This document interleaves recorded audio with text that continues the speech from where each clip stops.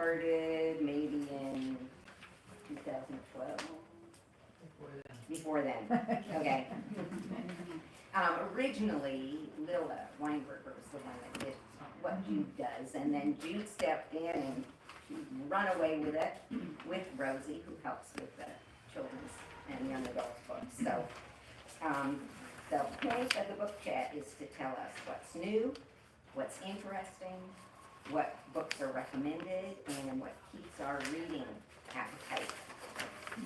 So I'm glad you're here, and let Jude take it over. Thanks, Jenny. And the whole point is to give you a rundown of the books that we care about in a minute apiece. We try to do about a minute apiece, but of course the books I love I'm going to talk more about. So you can sort of note that if she goes on and on and on, either she didn't read it and she's faking it, or she really loves this book. So we'll figure it out as we go. The list is the way we will work this time, just because it keeps it easier for those who take notes. So we'll start with fiction hardcover. These are books that are mostly out now. There are a couple with a date following them. It means that the book is coming. I've already read it. It's worth noting. But we start with one of my very favorites of the year, Clear, by Caris Davies. This is an Irish woman who is writing about Scotland in the 1840s during the Highland clearance, when they took people from the islands and the highlands and removed the people so that they could run the cattle and the sheep. And this is the story of a young Scottish minister who's just married, poor, really poor, takes on a job as one of the people who's going to go into an island out in the whatever and remove the people. Well, it turns out it's one person who lives on this island. He's lived there by himself for years and years and years. Could you speak up a little for the old ladies in the back? Okay, I'll do my best. Thank you. Okay, so he goes to this island. He immediately falls off a cliff and breaks everything in his body, and the man who is there, who he's supposed to be removing, takes care of him and nurses him back to health. This is just such a good book. Such a satisfying ending, and it's short. This is a one night. You're going to stay up late to finish it. Followed by one of my other favorites, James, which many of you I'm sure have already read. I predict this will be the Pulitzer Prize winner this year. It is that good. Percival Everett has been writing for years, but this is the book that has really caught people's attention. James is Jim from Huck Finn. He's the slave who Huck runs away with, and it is his story. It follows very closely the progression of Huck Finn, but it's from his slave point of view. It's very much a slave narrative. It is hysterically funny in places where one of the things that just tickles my fancy is that all of the slaves talk in their patois simply because people expect them to be stupid. They are very well read. They can speak perfect English. They do amongst themselves. But for the white folk, they talk.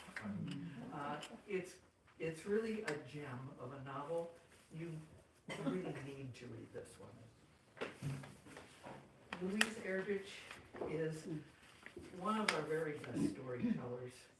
She's a Native American, owns a bookstore in Minnesota. She's been writing for years and years and years, and has won many awards because she's that good.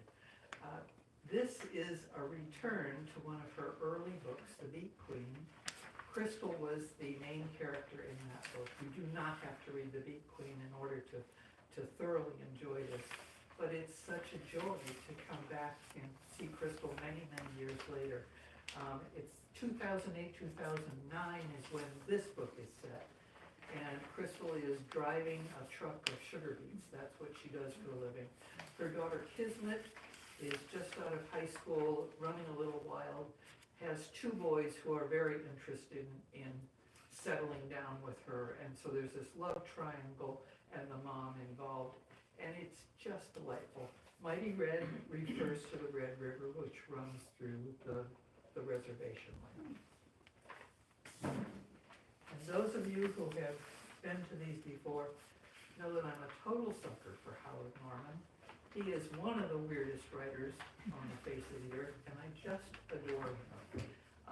He's also one of the nicest people you will ever meet. But in Come to the Window, the title comes from the story. The storyline is rather bizarre. They always are. This is told by a journalist who is investigating or following this young woman who, on her wedding night, has has shot her husband and then thrown the gun, the smoking gun, into the blowhole of a beached whale. She did that because she saw the whale out the window, and she said, "Come to the window," and her husband rolled over and went to sleep, so she shot him. It's just a gem.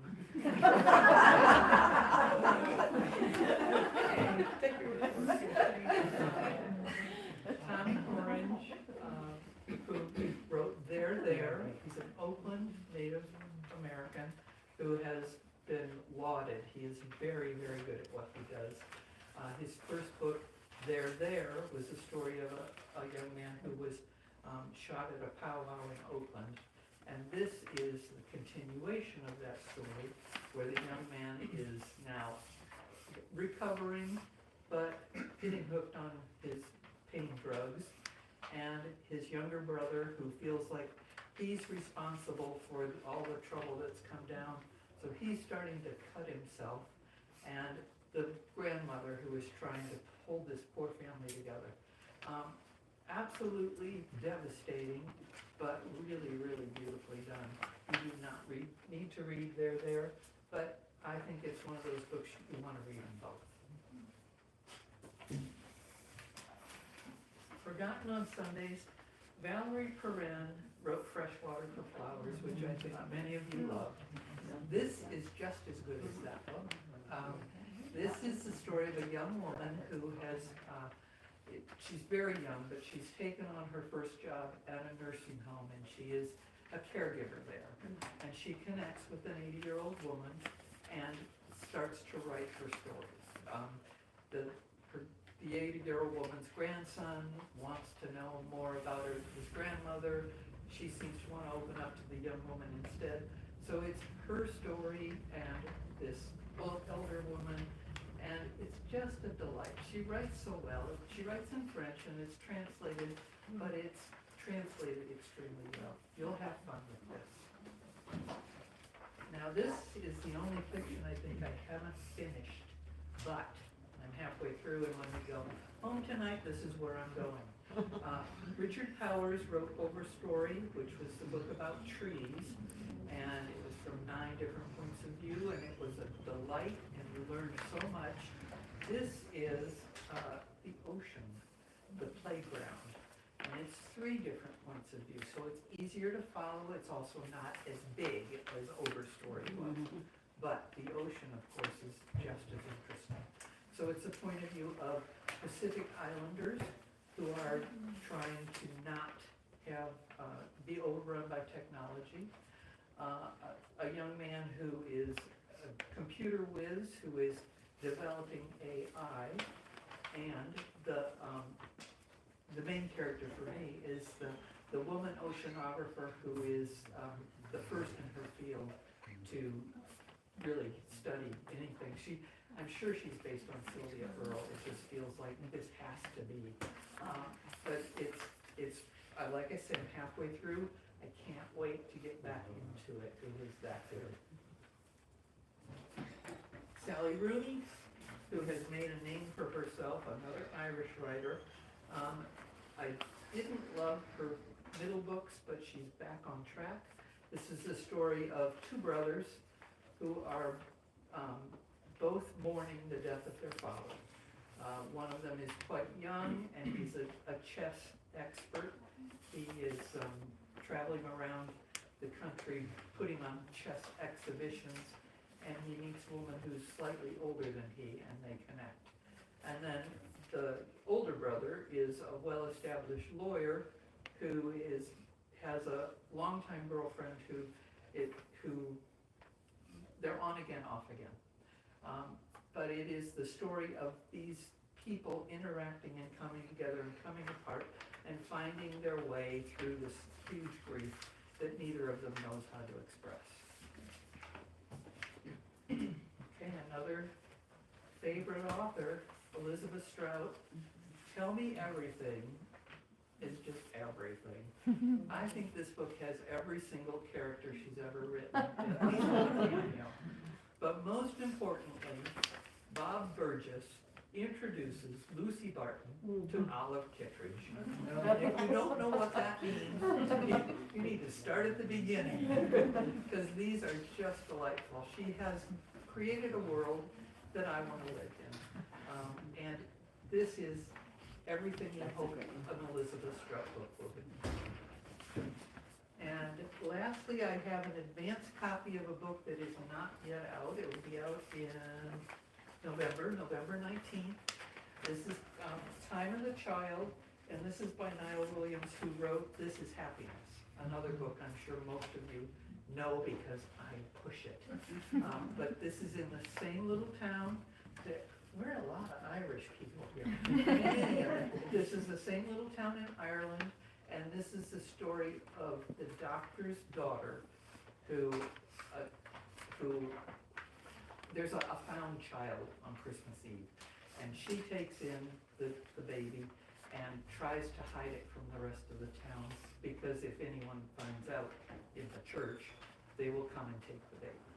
So it's a delightful little story. It is a little story, but it is just the kind of light and fun and good stuff you need when you're tired of listening to the news. So this is a very good bet on that front. And we'll move to paperback. First one on the list is Fairfolk by Sue Bristol. By the way, these are alphabetical by author, and that's why they're the way they are. Not because I love one more than another. But the Fairfolk is a fairy story, but it's a fairy story for grown-ups. And it is the story of a young girl who lives out on a remote farm. She's very unhappy. Her parents don't really get her. She goes off into the woods. She finds the fairies find her, and she wants to join in with them. Well, she gets connected, but of course fairies always have an ulterior motive. Things go south, and this is the story of her from her childhood through her college years. And it's absolutely believable. It's really a lot of fun. If you are at all leaning in the Harry Potter mode, you're going to have a lot of fun with this. It's another one you just zip right through. Day, I think I spoke about last year when it was in hardcover. I'm really happy that it's now in paperback, and perhaps more of you will pick it up. This is a story. It's a COVID story. It takes place on one day in April in 3 different years. 2019, 2020, 2021. And that should tell you what's going on. It's a story of a family that's sort of falling apart. Sister, her brother, her husband, and her 2 kids. And each one of those characters is fully developed. The kids are real kids, and when they tell their story, you believe them implicitly. It's really well done. The fact that it's based in COVID shouldn't put you off. Read this. The Wren, Irish. It won the Booker.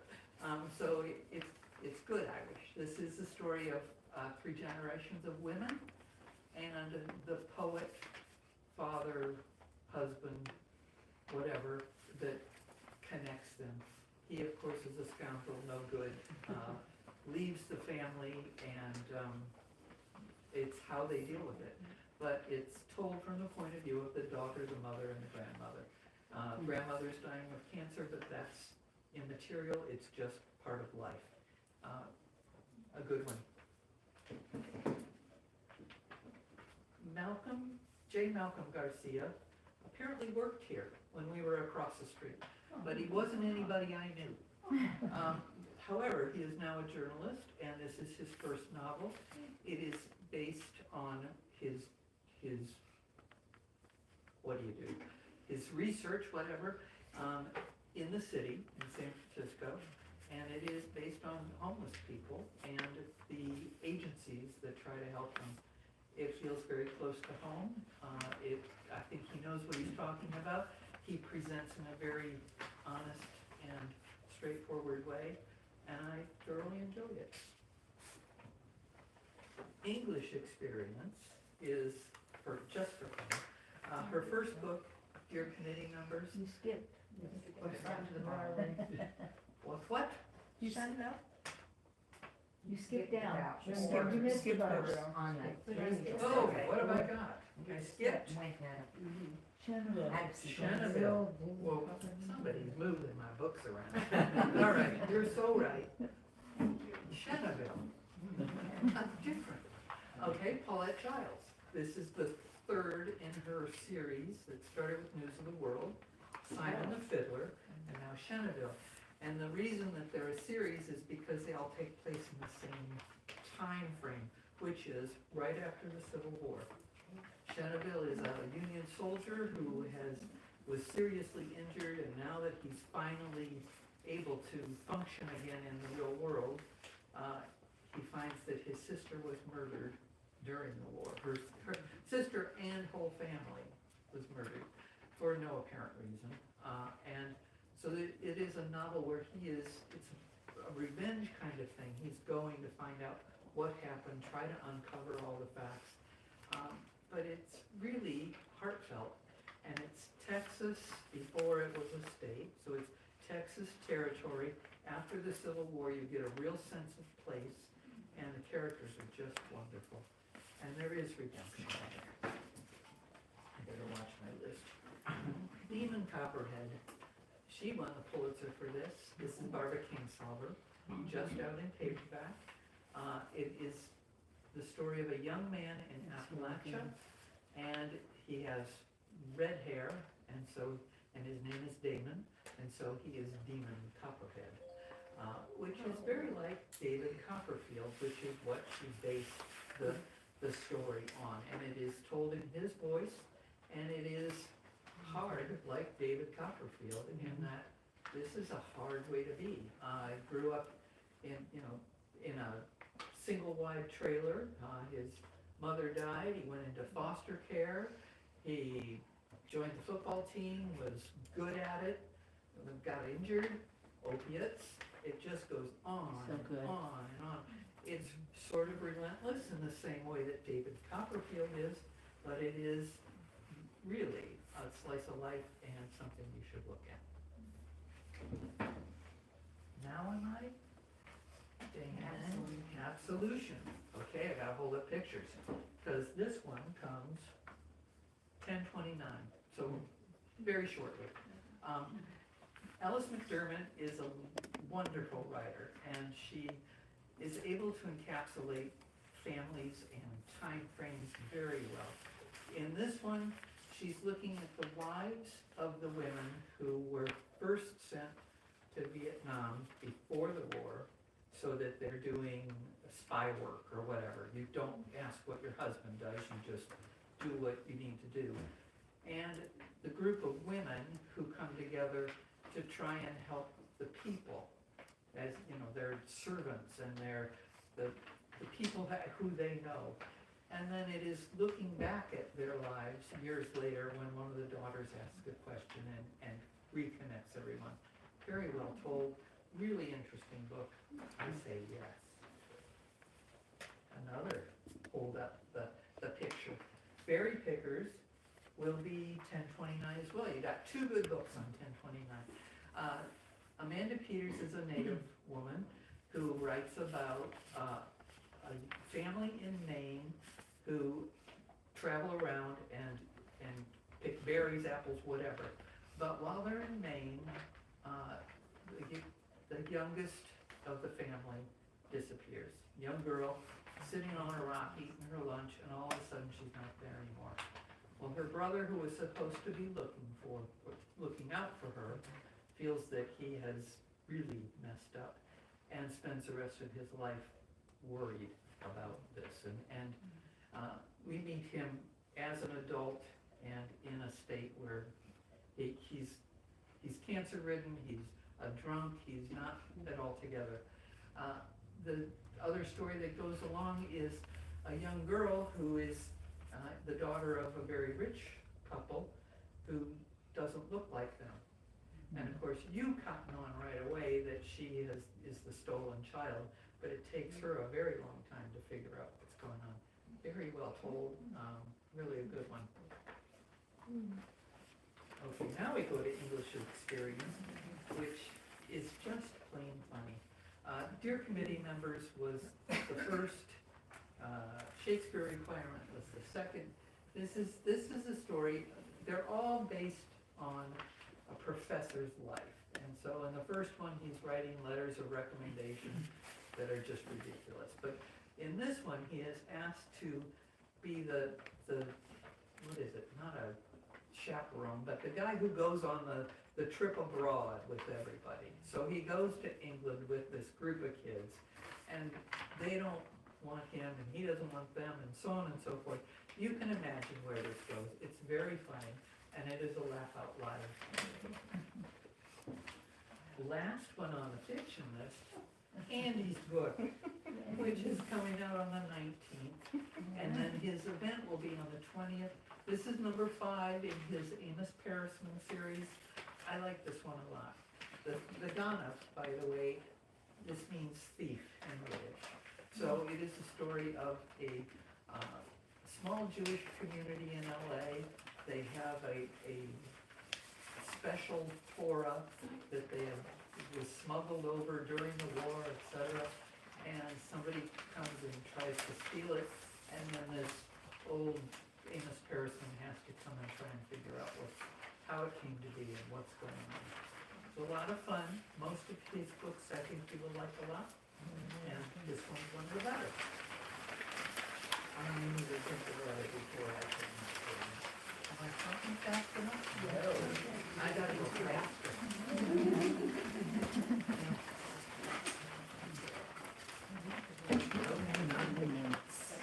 Sorry?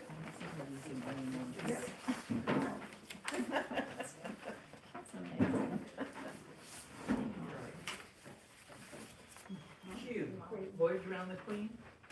If you have anyone in your life who is a fan of The Crown, who follows the royals in any way, shape, or form, this is written by a guy who wrote 99 Glimpses of Princess Margaret, and this is hysterically funny. It is all true facts and what have you. There's short chapters, there's long chapters, just every bit of trivia you could ever imagine and then some. There's a chapter on how people use the word radiant when they talk about the Queen. There's a chapter about her corgis, and she got her first one when she was 14 years old, and its name was Susan. And it's just on and on and on. Her love of horses. People who have dreams about the Queen and what their dreams are. People who met the Queen and then they had to they could remember what they said, but they couldn't remember what she said. And it's just ridiculous and delightful. And I think that one's going to be a winner. Oh, and then we'll go to heavy. From ridiculous to very heavy. The Message, Ta-Nehisi Coates, is another of his small books he writes for the Atlantic. This is a collection of 3 essays. They're interconnected in that they're all about storytelling and gathering stories to make our lives expand. So the first part is set in Senegal when he goes to Africa for the very first time and is a black man in Africa. The second part is set in South Carolina, where he goes because one of the teachers who has been teaching his book in an AP English class is challenged and asked to ban the book. So he goes just to witness this. And the third part is in Israel and Palestine before October 7th, so it's a slightly different perspective, but still very very interesting, and he's looking at the history and what it's like to be a black man in all of these places, and it's really quite wonderful.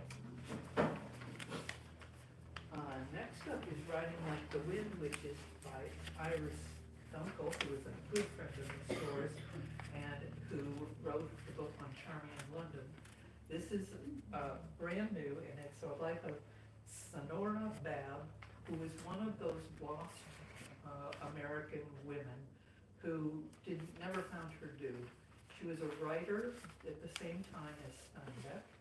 In fact, Steinbeck cribbed her notes from her work with the Dust Bowl refugees and wrote Grapes of Wrath after she had already had a contract with Bennett Cerf and Random House for her book, but his came out first, and then they took hers back. So this is one of those, oh, come on, guys. So this is a lost woman voice, and who experienced it all firsthand, and who told the story the way it really was, and I think it's very worthy. And Iris is very interesting to listen to, and she'll be here next week, I think a week from today. So come if you can. You'll be very interested to hear her take on this. Okay. My list. Be ready. All right.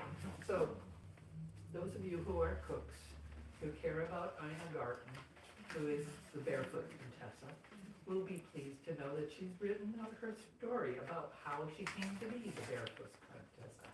And it's just lovely. It's just easy, light, fast read. And if you know a foodie who is not too seriously Ottolenghi kind of food, this is a fun book to read.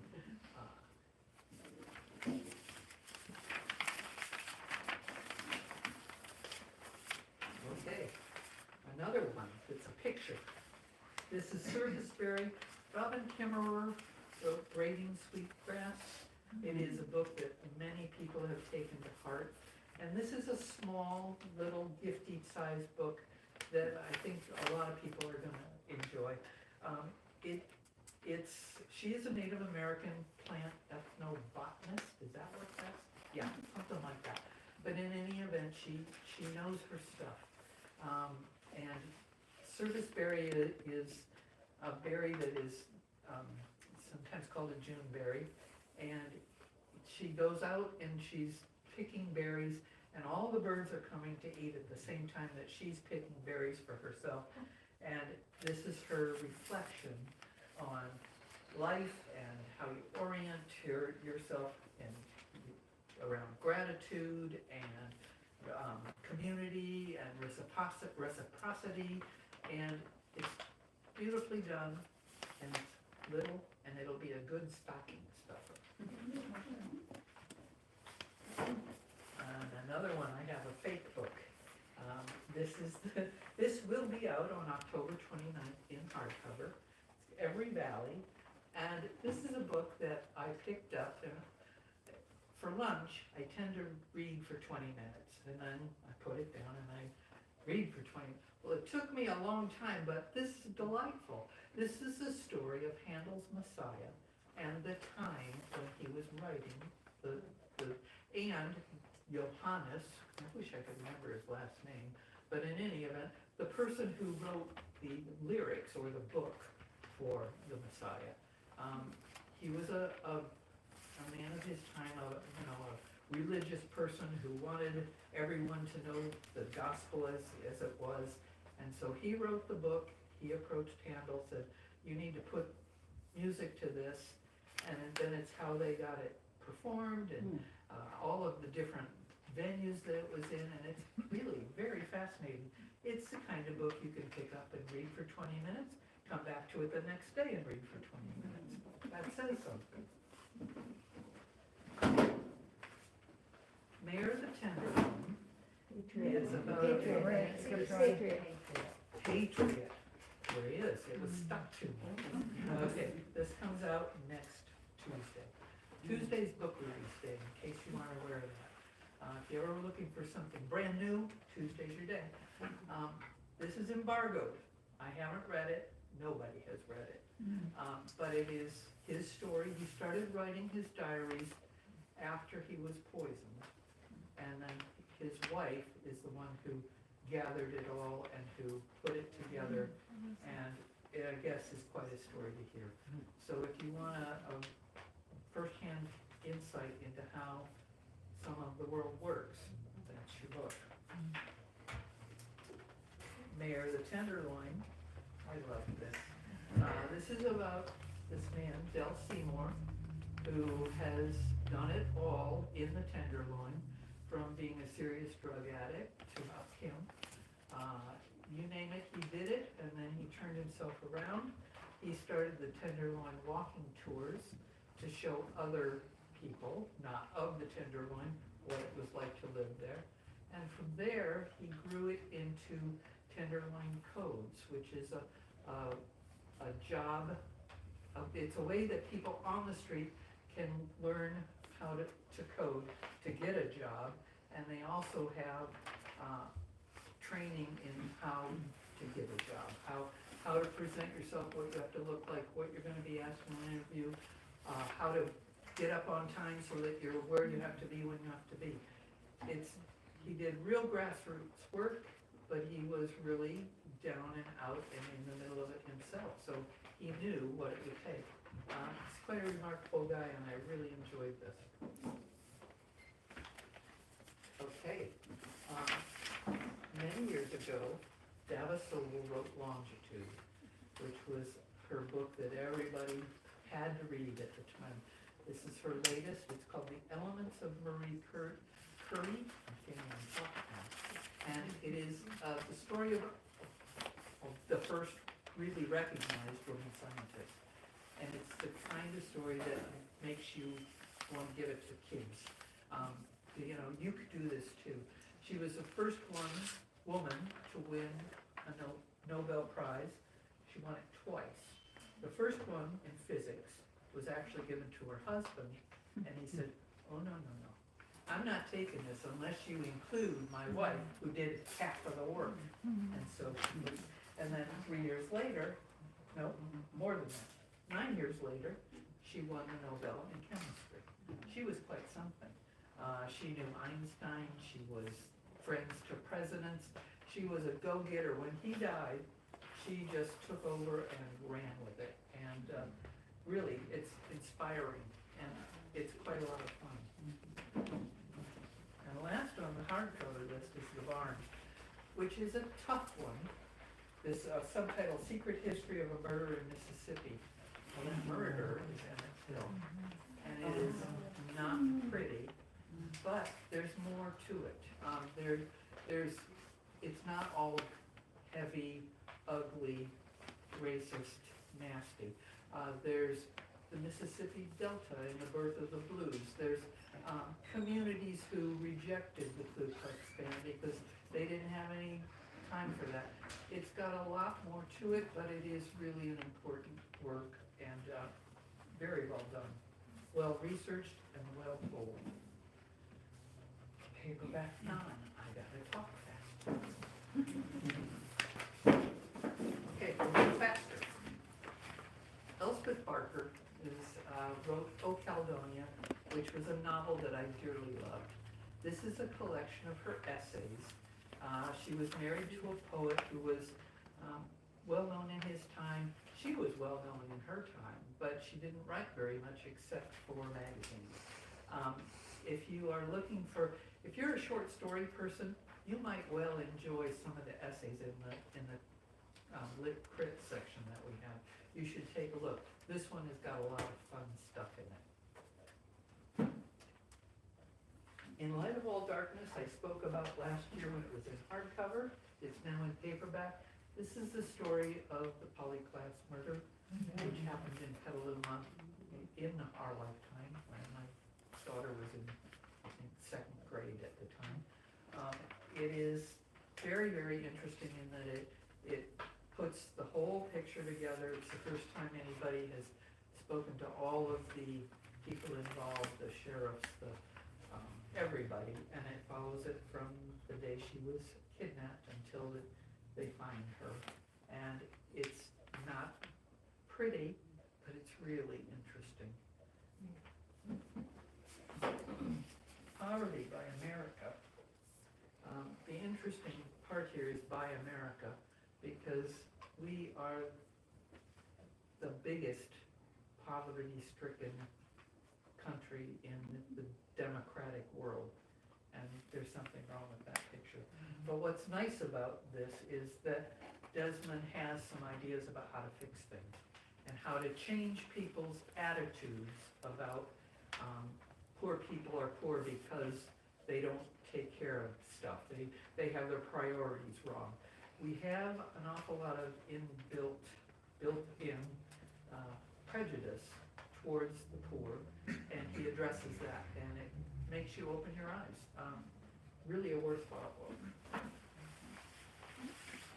Building is more fun. Mark Ellison was a contractor to the very rich on Park Avenue, and he has lots of dirt and lots of funny stories, and lots of, he tells stories on himself too, when he makes mistakes and has to pay the price. But it's a really interesting book, especially if you have any handyman in you. You'll appreciate what he goes through. This is a lot of fun. Am I art thief? No. Burnt. Being out of order. Burnt. Claire Frank was here when this book came out in hardcover. She's an amazing woman who started her career with CAL FIRE when she was 17 years old. You have to be 18. She left that number blank so that she'd be hired, and she was. But she worked herself up to be the chief of CAL FIRE for the entire state, which is an amazing thing to do. So there's lots of stories about climbing the ladder, so to speak, and how she worked around the men in the stations and their inborn prejudice. And it's very fun, and she does touch on our fire in 2017, and it's a real good book, especially for someone who might want to be a firefighter. Country of the Blind by Andrew Leland. Let me get the name of his. Retinitis pigmentosa. He discovered he had that when he was a teen, so he was not born blind. He was given a diagnosis that his sight was going to go and go and go, and it worked its way like this from the outside in. And so when he hit his 20s, he started to realize this was really gonna be something he was gonna have to deal with. So he started to research being blind, and he went to blind conventions. He learned Braille, he learned to walk with a cane.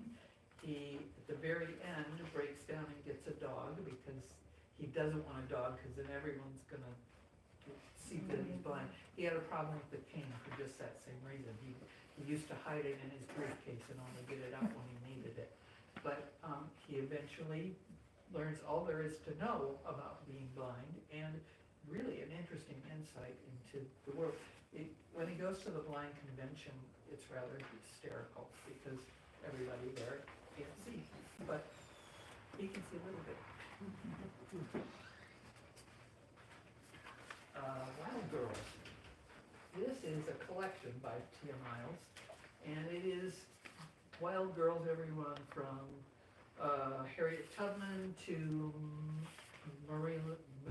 Louisa May Alcott, and all the way up to our current, not movie stars, but sports stars.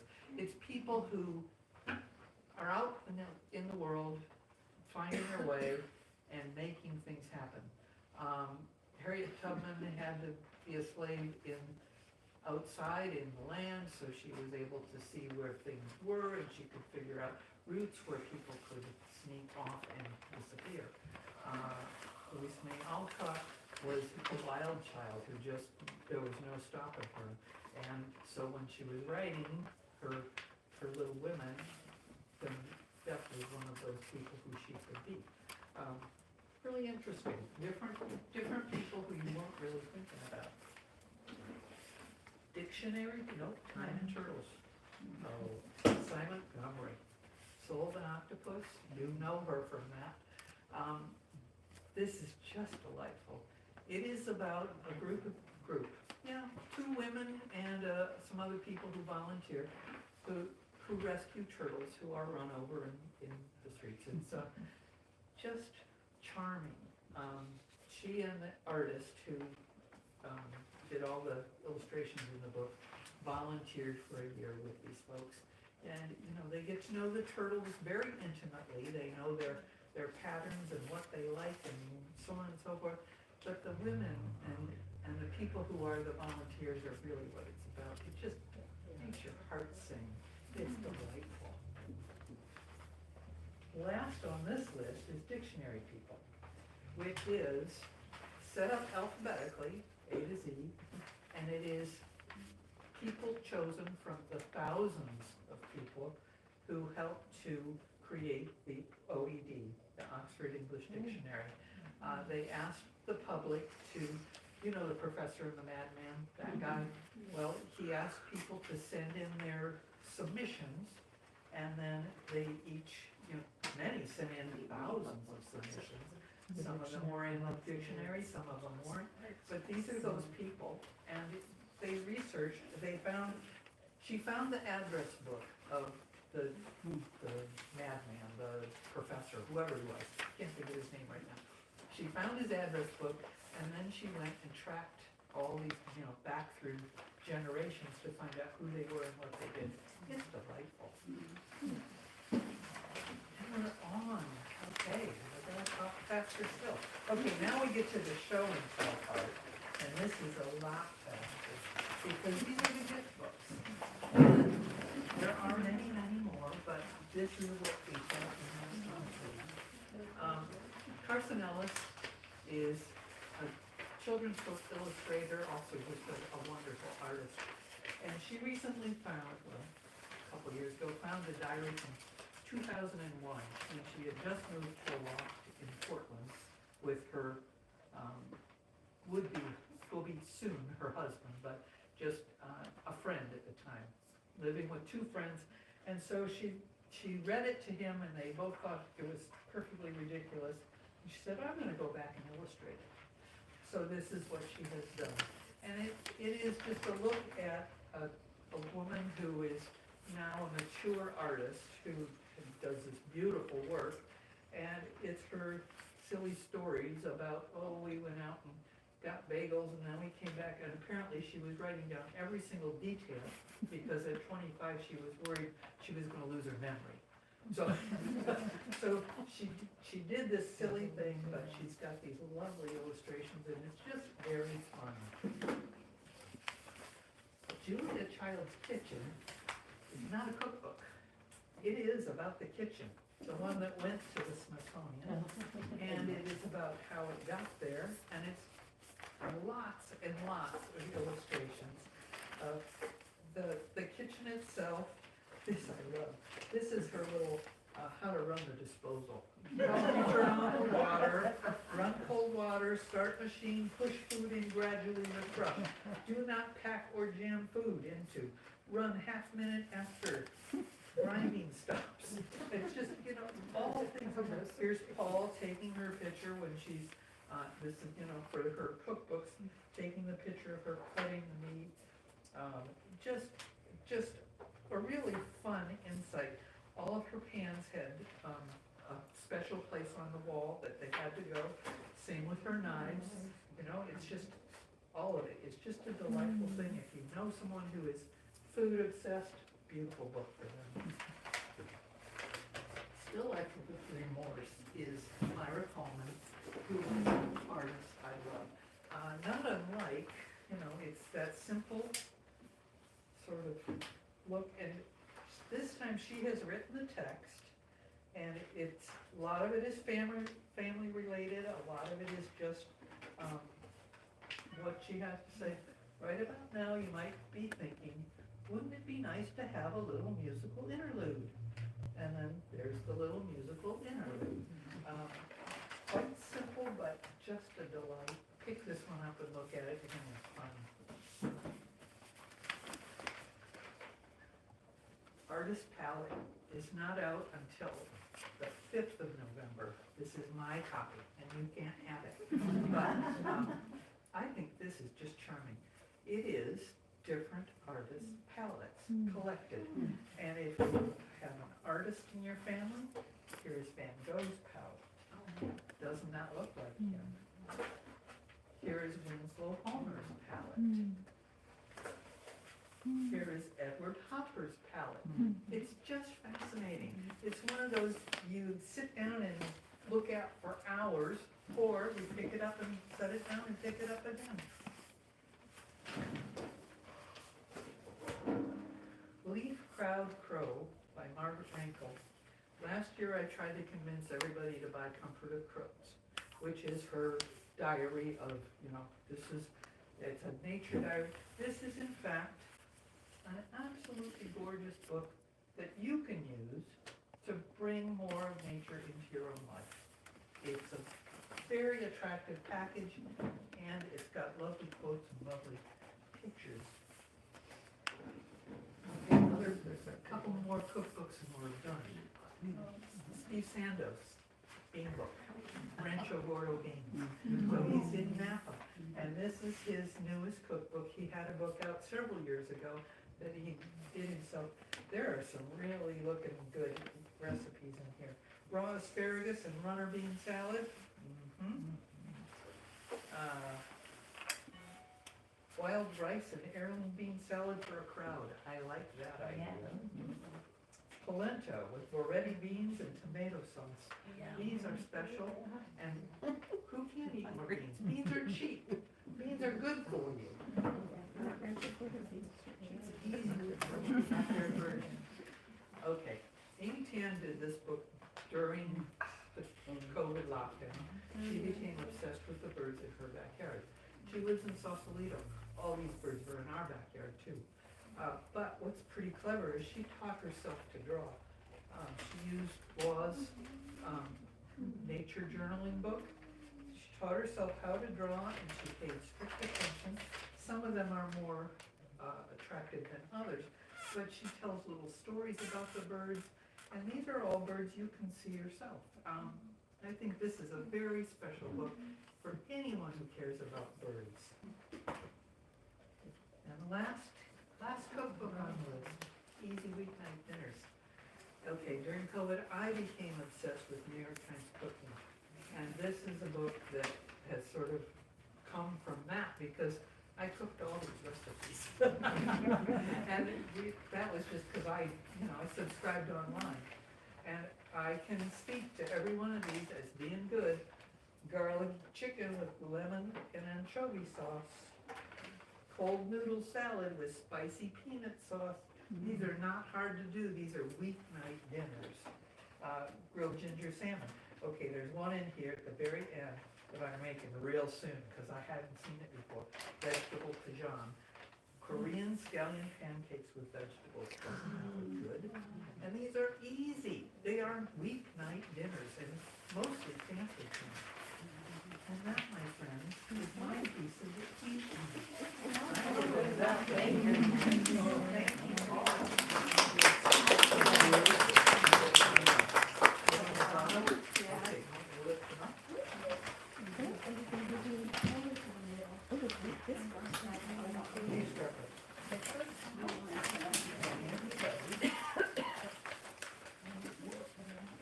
Like we need intermission music. Little hiding in the corner. I think Jude makes me go last so I can be thoroughly intimidated. And just sit there going like, oh no, I need to talk really fast and also so people can hear me. And this is always a challenge. So I'm starting with picture books. And one of my favorite things about picture books is they really do take about 5 to 10 minutes to read. So if you're looking for a picture book, you can just peek through all of the ones, and I promise every single one is beautiful, and I love them. And I especially love Toad by Toad, partly because it's one of those books where Toad by Toad is a really fun thing to say to a toddler, just because they can know. But it's also a really nice message. So Toad is a tow truck driver and comes by. Everybody needs some help sometimes, and so Toad helps them. Toad will pick them up, come on in, take care of them all. But sometimes Toad has problems.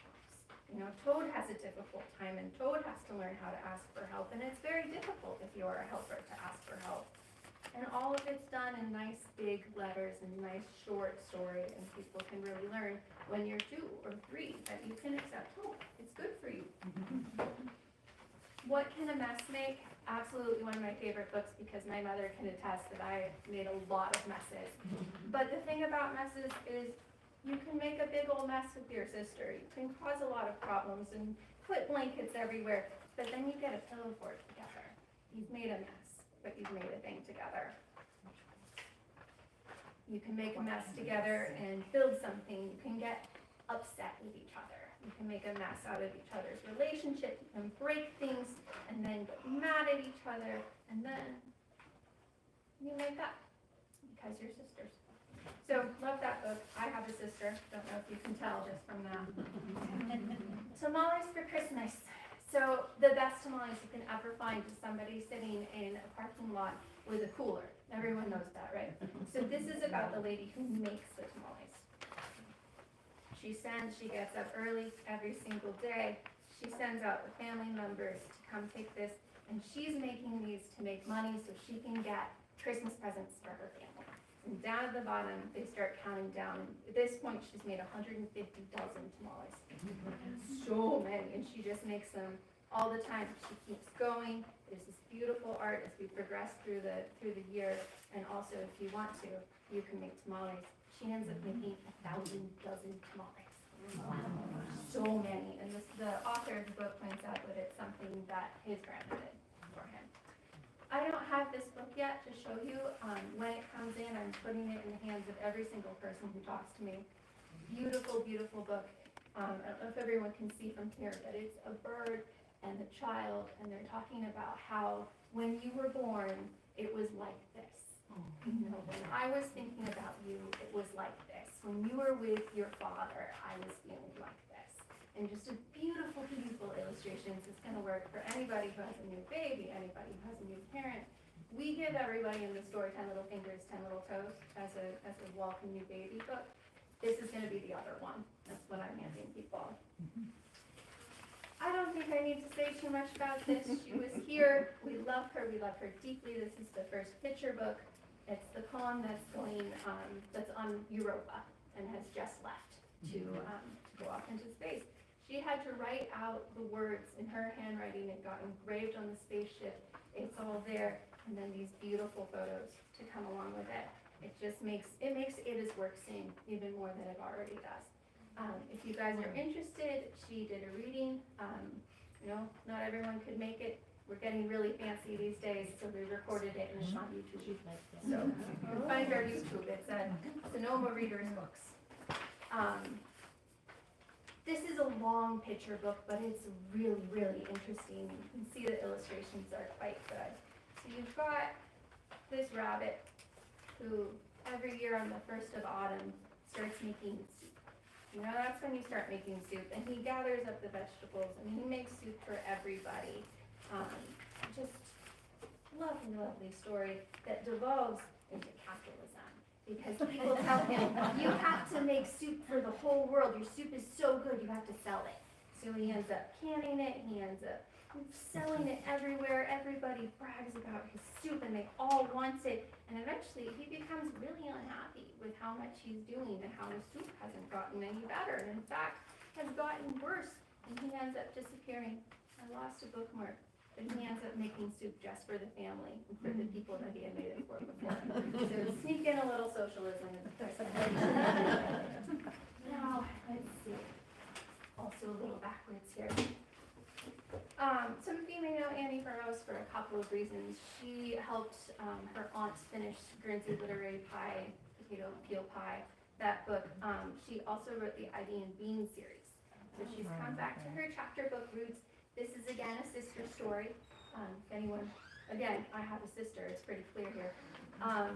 Stella and Marigold get in these funny little adventures, and the illustrations are lovely, and they just cause a little bit of problems in amongst themselves. So if you've had a 7-year-old who happens to have a 3-year-old, this is how it goes along. Your one sister's doing one thing, the other sister's getting in trouble. this is a great storybook. Kind of think Frog and Toad levels of charming and levels of reading. So it's something you guys can all read together, but it's also something you're 6, 7, you can start reading it yourself, which I love. Kate DiCamillo, if I ever could write a third as well as Kate DiCamillo, I will be happy and thrilled and delighted. This isn't just a book for kids. This is the kind of book where I read it and went, oh, this is going to sink in my heart. The book before this in kind of a loose series is the Puppets in Normandy. I have that one too if you guys want to take a look.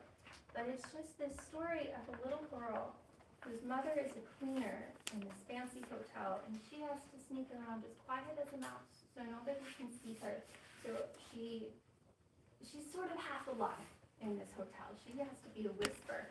And then a rich lady comes in and starts telling her stories. This is the parrot that comes with her and tells her all of these stories. And this little girl's like, I just want my father back. My father's somewhere at war. Why are you telling me all these stories? And, eventually it rounds out and you can guess the ending. But it's just a beautiful, beautiful piece of work. I love her. Anything you pick up by her is going to be fantastic. So we're moving on to middle grade. Middle grade is about 8 to 12. This is an age where things get complicated in life when you're about 8 to 12, and we kind of forget that.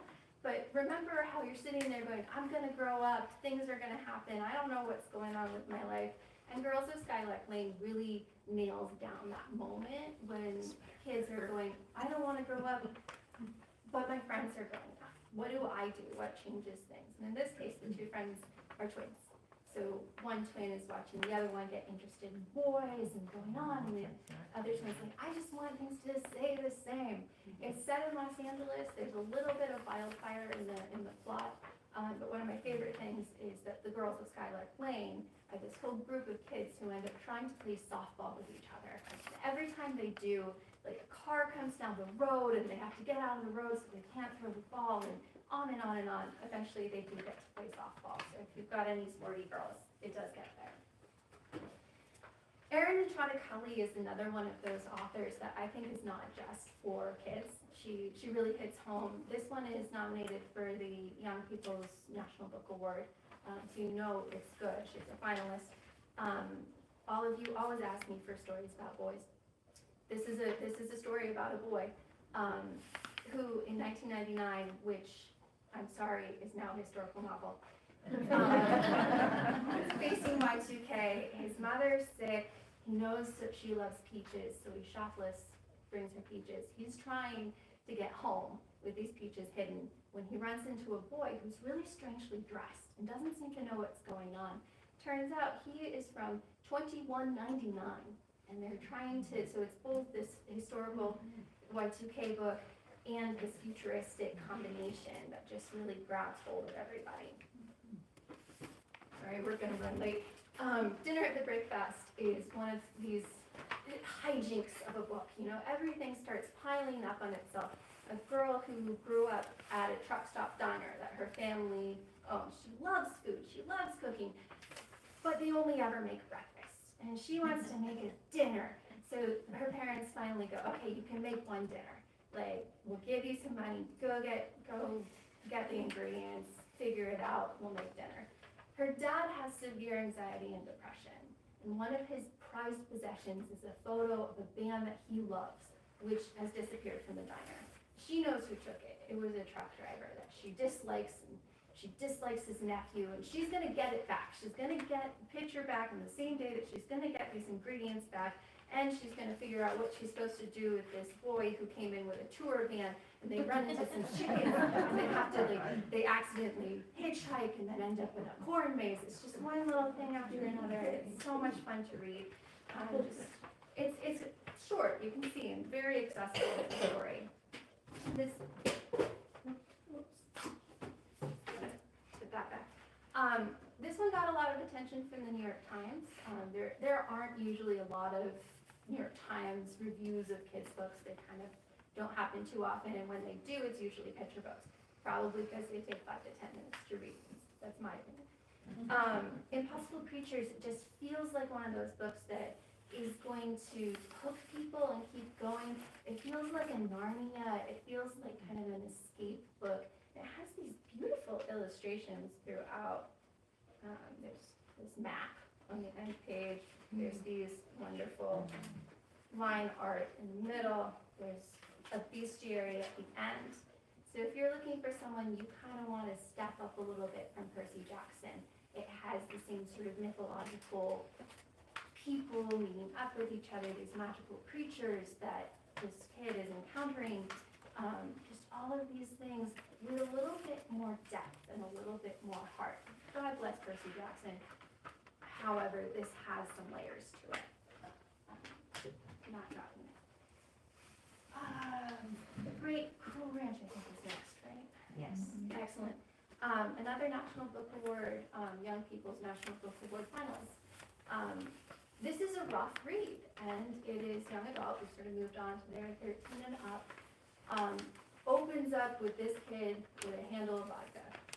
So he has eating disorders. He has problems. He's trying to deal with them in a way that we like to think in some ways that the patriarchy and feminism is about what it does to young women.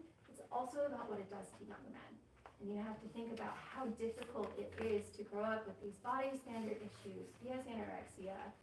He's trying to figure all this out. And just a very filled with heart kind of book that, again, difficult to read, but think about what people get up to when they're 17. It's a lot more than we want them to get up to. And when the world tips over, this is another one that I think all of you should read. It's set in wine country, in kind of a made-up town. It feels a little bit like a combination between Calistoga, St. Helena, and here. There's a plaza, but there's also hot springs. I had never read a book that really encapsulates wine country as well as this. I could almost smell the dirt of vineyards. It's a complicated, intertwining story about a family that has its own problems. The father's disappeared. The 3 kids are all having a lot of trouble figuring out who they are, what's going on, where's their dad, what's happened with the family, how are they going to move on from this. Their mother runs like a very fancy restaurant. Again, totally not the French Laundry, but it's got some echoes of French Laundry, I think. And it feels, again, so deep. Andy Nelson does a really great job understanding that 15, 16, 17 is a really awkward time when you are almost there, but what's holding you back? This last one is a young adult graphic novel. Graphic novels, I think sometimes we just think 8 to 12. This one is just a wonderful story. Molly Knox Oxenberg is pretty well known within the graphic novel sphere, and it's just got these great art in it.